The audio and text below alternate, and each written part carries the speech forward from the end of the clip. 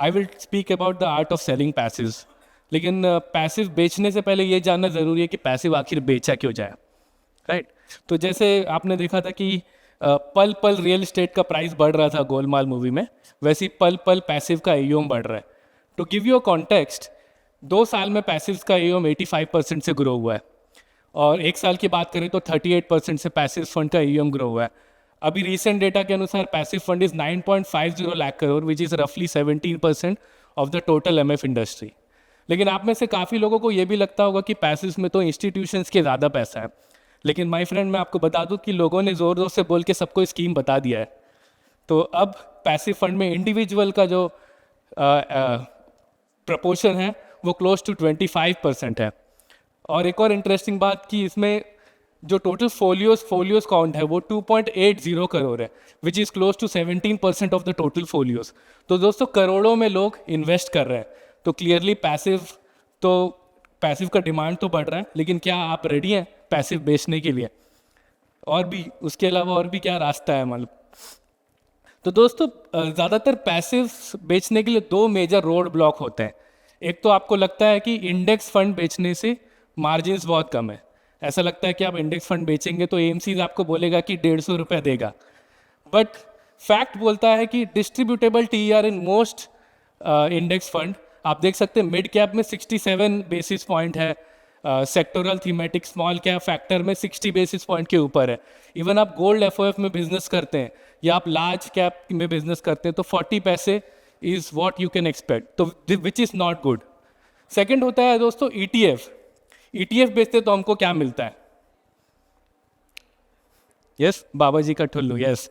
ETF बेचने में commercially आपको कोई कमीशन तो नहीं मिलता, लेकिन ETF is a very beautiful product. ETF एक स्टॉक्स का बास्केट होता है और इसके थ्रू आप म्यूचुअल फंड एक्टिव फंड बेच के आप लोग क्लाइंट्स के अकाउंट स्टेटमेंट में घुसते हैं, लेकिन ईटीएफ बेच के आप क्लाइंट के बैलेंस शीट में घुसते हैं।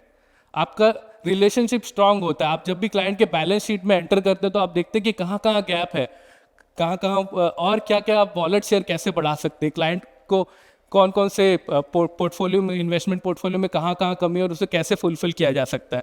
तो ईटीएफ के आप थोड़े से भी एलोकेशन से अपना एक्टिव और ओवरऑल बिजनेस आप बढ़ा सकते हैं। इट्स लाइक एक दोस्त एक प्याले में चाय पियेंगे, इससे दोस्ती बढ़ती है। तो ये तो समझ आ गया कि दोस्तों पैसिव बेचना ज़रूरी है और इससे जुड़े रोड ब्लॉक्स को भी हमने समझ लिया। अब देखते हैं कि आखिर पैसिव फंड्स बेचना कैसे।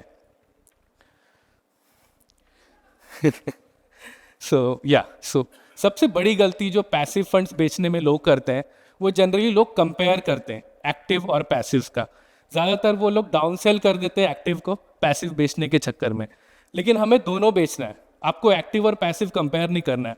हर फंड का उनके लाइफ में अलग अलग यूज़ है। जैसे conservative fund is also important to generate regular income, right. आपको निफ्टी 50 चाहिए ताकि आप इंडिया के टॉप 50 बड़ी कंपनियों में इन्वेस्ट कर सकें। आपको जो क्लाइंट ज़्यादा वॉलेटिलिटी नहीं चाहता उसको आप लो वॉलेटिलिटी प्रोडक्ट्स दे सकते हैं। तो हर फंड का एक अपना अपना स्पेशलिटी है। तो इट्स लाइक कि it's not active versus passive, it's active and passive. Second सबसे ज़रूरी चीज़ है कि जैसे फैमिली मैन में मनोज वाजपेयी अपने दोस्त से पूछता था कि बताओ उधर क्या हो रहा है।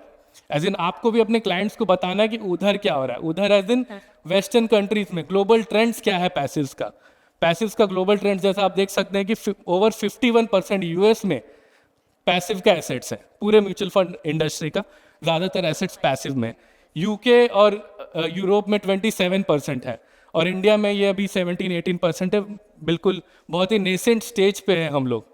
तो पॉइंट ये है कि क्लाइंट को अगर आप ये बताएंगे तो उसको भी फील होगा कि थोड़ा एलोकेशन तो पैसिव का बनता है क्योंकि ग्लोबल ट्रेंड हो चुका है।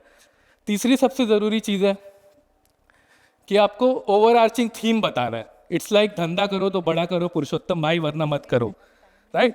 तो इसका मतलब ये है कि अगर आप कोई भी इंडेक्स फंड बेचते हैं, फॉर एग्जांपल आप निफ्टी 500 आप सेल कर रहे हैं मान लीजिए, तो क्लाइंट को आप ये बोल सकते हैं कि आप इस स्कीम के थ्रू इंडिया के टॉप 500 कंपनी में इन्वेस्ट कर सकते हैं, which is investing in India only. India का सीधा इकोनॉमिक डेवलपमेंट का असर इस निफ्टी 500 इंडेक्स फंड पे पड़ेगा। अगर आप निफ्टी 50 बेच रहे हैं तो आप बोल सकते हैं इंडिया के टॉप 50 कंपनीज में आप इन्वेस्ट कर रहे हैं। अगर आप आईटी फंड बेच रहे हैं तो आप बोल सकते हैं इंडिया के इनोवेशन में आप इन्वेस्ट कर सकते हैं अपने क्लाइंट्स को। बैंक का कर रहे हैं तो आप बोल सकते हैं कि आप इंडिया के ग्रोथ इंजन में इन्वेस्ट कर रहे हैं। तो आपको थोड़ा ओवरआर्चिंग थीम अपने ऑडियंस को देना है जब भी आप पैसिव फंड सेल करें। पैसिव फंड की सबसे अच्छी बात है कि ये सबके लिए कुछ ना कुछ लेकर आता है। इट्स लाइक आया हूँ तो कुछ ना कुछ लेकर जाऊंगा। इसके लिए आपको इन्वेस्टर्स को पहले समझना है कि वो कैसा इन्वेस्टर्स है। अगर वो बहुत कॉस्ट कॉन्शियस है तो उसको आप उसके कॉस्ट, जैसे आप उसको बताइए कि पैसिव लो कॉस्ट इन्वेस्टिंग है, तो वो ज़्यादा is more than willing to invest. अगर इन्वेस्टर्स को वॉलेटिलिटी पसंद नहीं है तो आप उसको लो वॉलेटिलिटी प्रोडक्ट दे सकते हैं, राइट। तो आपको ये समझना है कि इन्वेस्टर्स क्या चाहता है, इन्वेस्टर को आपको समझना है और उसके हिसाब से अपना पिच करना है, क्योंकि पैसिव सबके लिए कुछ ना कुछ लेकर आता है। पांचवी सबसे ज़रूरी चीज़ है कि आप अपने इन्वेस्टर्स के पोर्टफोलियो को एज दे सकते हैं स्मार्ट बीटा प्रोडक्ट्स के थ्रू। तो स्मार्ट बीटा एक्चुअली खेल बहुत सिंपल है लेकिन है मज़ेदार। स्मार्ट बीटा में एक्चुअली इंडिया में मोटा मोटा 6 क्या ये है फैक्टर्स है। जैसे अल्फ़ा जो भी मार्केट से ज़्यादा अल्फ़ा जनरेट करते हैं वो अल्फ़ा स्मार्ट बीटा फंड में आ जाते हैं। मोमेंटम का मतलब ये है कि जो ज़्यादा प्राइस रिटर्न होता है with respect to their volatility. ऐसे ही क्वालिटी देखा जाता है, return of equity, financial leverage मतलब इक्विटी टू डेट रेशियो देखते हैं, और अर्निंग्स के थ्रू देखा जाता है। लो वॉलेटिलिटी जो भी स्टैंडर्ड डिविएशन पूरे स्टॉक्स का निकालते हैं, और जिसका भी वॉलेटिलिटी कम है वो लो वॉलेटिलिटी में आता है। ऐसे ही लिक्विडिटी जो ज़्यादा लिक्विड है उसके लिए। ऐसे ही वैल्यू फंड है जो पी रेशियो पीबी रेशियो के थ्रू ये बहुत सारे फैक्टर्स है। आप सिंगल फैक्टर इंडेक्स भी अपने क्लाइंट को दे सकते हैं या मल्टीपल फैक्टर भी अपने क्लाइंट्स को दे सकते हैं। ये बेसिकली जैसे सिद्धार्थ ने हमें सुबह बताया था कि factor funds actually broad based index fund को आउट परफॉर्म कर सकते हैं, राइट। और इसमें बहुत इनोवेशन भी आ चुका है। जैसे कि लोग बोलते हैं कि small cap is not liquid, small cap में बहुत सारे स्टॉक्स लिक्विड नहीं है लोग बोलते हैं, लेकिन फैक्टर फंड में एक स्मॉल कैप 250 मोस्ट लिक्विड 50 ऐसा भी इंडेक्स आता है जो सिर्फ मोस्ट लिक्विड स्टॉक्स में आपका पैसा लगाता है, राइट। तो आप अपने क्लाइंट्स के पोर्टफोलियो को स्मार्ट बीटा के थ्रू एक एज प्रोवाइड कर सकते हैं। सबसे इंपॉर्टेंट चीज़ है कि पैसिव फंड्स के थ्रू आप टैक्टिकल कॉल ले सकते हैं, राइट। सो फॉर हम लोग का बिजनेस आज कैसा है, एडवाइजर्स का बिजनेस कैसा है कि हम लोग लॉन्ग टर्म कॉल लेते हैं। आप सबको बोलते हैं कि आप SIP कीजिए और लॉन्ग टर्म के लिए कीजिए, है ना, क्योंकि एक्टिव फंड में आप टैक्टिकल कॉल ले ही नहीं सकते।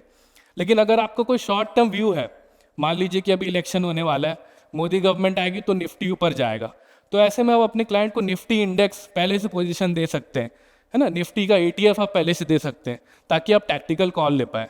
मान लीजिए कि आपका व्यू है कि बैंक जो है RBI जो है वो इंटरेस्ट रेट कम करेगा, इसका सीधा फायदा होगा बैंक्स को, तो आप बैंक इंडेक्स पोजीशन कर सकते हैं ऐसे टाइम पे अपने क्लाइंट्स के लिए, ताकि उनको फ़ायदा हो और वो टैक्टिकल कॉल आप ले पाएँ और अपने क्लाइंट के साथ आप मोर एक्टिवली एंगेज हो पाए।